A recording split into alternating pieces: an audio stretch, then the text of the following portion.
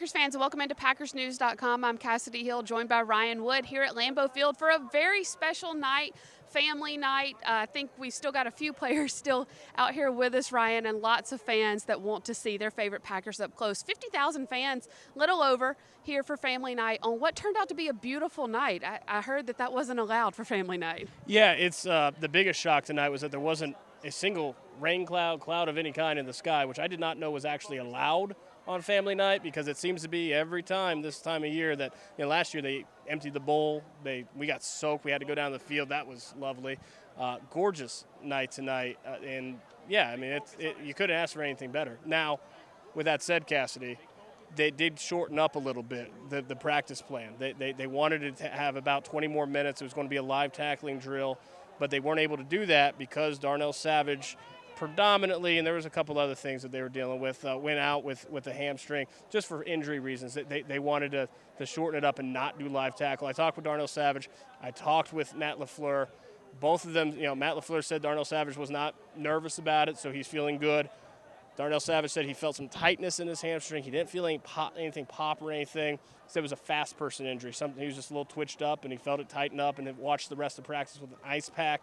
And then he expects to be back shortly. We'll see if that happens. Sometimes with that tightness, overnight, it can tighten up more. It could be, something that you don't expect to be long-term can lengthen out a little bit before you're back. But right now, they think that they dodged something serious with their starting safety. And the Packers do have Saturday off before returning on Sunday for another week of practice. Ryan, we had a ton of kids out here a few minutes ago all yelling for just a glance from Aaron Jones. Of course, he is one of the favorites here in Green Bay, but this was really a night for the rookie receivers. Romeo Doubs continues to impress. He had another wow touchdown catch tonight. Just, ho-hum, par for the course now for Romeo. But Samori Toure, the 7th-round pick, had probably one of his best practices yet. A couple of touchdowns in red zone drills, and then a bomb from Jordan Love that he was able to haul in just with a step on the guy the whole time. Is that the sort of progress you're wanting to see from your rookie receivers at this point in camp? Well, Romeo Doubs has looked really good. He wore out Keandre Thomas in the one-on-ones, which is what you want, a guy who, yes, is a rookie, but you could be leaning on him for significant snaps this year to do against a guy who's at the bottom of the roster. If that's a matchup in one-on-ones, you want it to be a mismatch, and it was. That's credit to Romeo Doubs. As far as Samori Toure, we talked to him, Kassidy. He'd been waiting to pop one off over the top. To this point in camp, it's all been really intermediate routes and catches in the passing game. But as Shamar John Charles kind of uttered when we were talking to him in the locker room, talking to Samori Toure in the locker room, Samori Toure is a speed demon. That's what he's known for. That's why he was drafted in the 7th round, because of the verticality in the passing game that speed allows. And we finally saw it tonight. The big question, when Jordan Love's in that red jersey, he stepped up in the face of pressure, knowing he wasn't going to get hit, whether or not in a game when he can get hit, whether he would have been able to get that ball off. But they were against quarters coverage. Samori Toure broke the seam vertically, and Jordan Love delivered. Yeah, it gave Samori a chance to flash that speed that really is one of his best assets. On the flip side, Juwan Winfrey, who's had a good camp, just got beat up all night by Rasul Douglas. I don't even think that's an indication on Juwan Winfrey so much as just what Rasul Douglas can do. Jair Alexander had a couple of really good one-on-one reps versus Allen Lazard, where a couple times Lazard just got the better of him. That's the sort of good-on-good you want to see. But how much can you tell about this defense right now when they're not allowed to live tackle and really take to the ground? Well, that's the big question, I think, for Matt LaFleur right now. We talked to him about the lack of production for the starting offense tonight. The starting offense had a 75-yard touchdown drive to end practice. But other than that, it wasn't a lot going. In the red zone drill, the defense was keeping the offense out of the field, out of the end zone pretty consistently. And he said, Matt LaFleur said, it's a double-edged sword. You hope that's a sign of a really good defense, which looks that way on paper. Playmakers all over the field, especially a defensive line that's very stout, got a lot of talent, experience, a lot of depth, and you hope that that's what it is.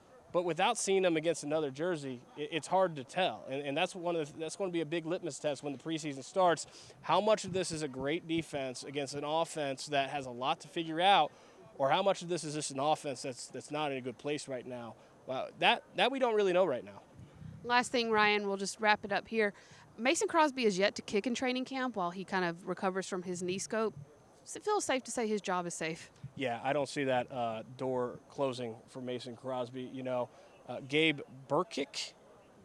Your guess is as good as mine. Brkic. I'm a writer, so I know how to spell it. Saying it's a little more difficult. For Gabe's benefit, I've tried so hard to learn how to say his last name. Gabe, we're very sorry that we cannot pronounce it correctly. Please tell us how. It is a complicated one. Yeah, he's had an inconsistent camp. This is the type, with Mason Crosby on PUP, if someone came in and just shut the door, you'd wonder what about Mason Crosby. I don't think there's anything wondering with Mason Crosby's job security right now. Yeah, a couple wide left, couple wide right, couple short, just sort of all over the place here tonight. Definitely something to watch, of course, with the long snapper competition as well.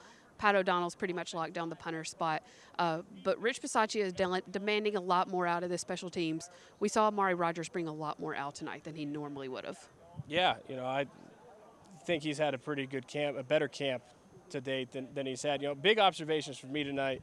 Quay Walker had a really big night. In pass coverage, he had a really explosive run fit against Aaron Jones. Had a good coverage against Amari Rogers, against the ball from Aaron Rodgers, which was impressive. A linebacker on a receiver. You don't see that very often, especially from a rookie. Had a really good open field tackle against A.J. Dillon on a swing pass to the right. It was a good night for him. The other rookie, Devontae Wyatt, had a really good spin move in one-on-ones. We haven't been talking much about Devontae Wyatt, but both times that I've watched him in one-on-ones now, he's showed that athletic dynamicism that he was drafted in 28th overall for, that everyone expected from him coming out of Georgia. He's looked good in one-on-ones. He's got to translate that to the team. Kind of like Rashawn Gary a couple years ago. Was explosive in one-on-ones right away. Took a while to translate that to 11-on-11. That's what is going to be the process for Devontae Wyatt. But he's shown up and showed that explosion in one-on-ones. So, yeah, I mean, I thought the rookies had a really good night. Jordan Love, too. It's going to, he's done everything to this point in camp that he can do. He's got the red jersey. He can't get hit. He knows that. And when you know that, it changes the game mentally. But short of that, he's had way more good, on time, well-placed throws in this camp than he had in the past 2 years. He's looked like a more confident passer, a better passer. Now it's just a matter, I asked Jordan Love in the locker room after practice, not that anyone ever looks forward to getting hit, especially a quarterback, but how much are you look forward to actually seeing this translate into live setting against another team when you can get hit? And that's where he's at right now. He said, yeah, absolutely. He wants to see what it looks like against someone else. The Packers will take Saturday off. They'll be back on the practice field Sunday for yet another week, pretty much a full straight week of practice before they head out to the West Coast to face the San Francisco 49ers in their first preseason game next Friday.